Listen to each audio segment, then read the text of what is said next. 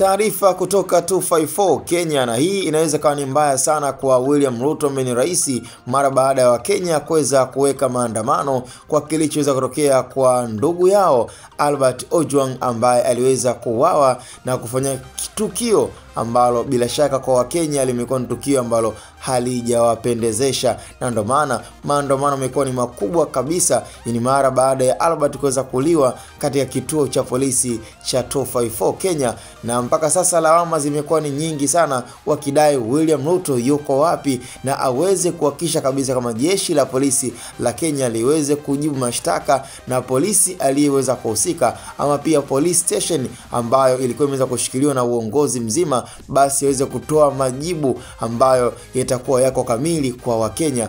Na ni swala ambalo mpaka sasa hivi watu wengi wamekuwa wakiendelea kumdirect kabisa hata kiongozi mkubwa kutokea nchi ya Burkina Faso Ibrahim Traore, na wakijaribu pia kutaka kumfananisha kwamba kama nchi ya Kenya imemshinda Rais William Ruto, basi ni heri akapatikana mtu kama Ibrahim Traore. Na nafikiri hilo sio jambo la kawaida na sio jambo la kushtukiza, kwa sababu imekuwa ni katika nchi nyingi sana wamekuwa kitamani sana na wamekuwa kivutiwa na uongozi wa Rais Ibrahim Traore. Nafikiri kwa sasa huyu tunamuita the goat of Africa, na ni one man half ambaye kwa sasa anaonekana kuwa ni kama protector ama pia ni moja engineer wa nchi za Kiafrika. Na ndio maana hata pale inapotokea mistake katika kiongozi ambaye amekuwa kihusika katika nchi husika, watu wamekuwa kitamani huduma, wamekuwa kitamani sana yani rais aweze kujifunza kwa kupitia kiongozi Ibrahim Traore. Na nikujuze na nikuongezee katika jambo ambalo pia limeendelea kumfanya Rais Ibrahim Traore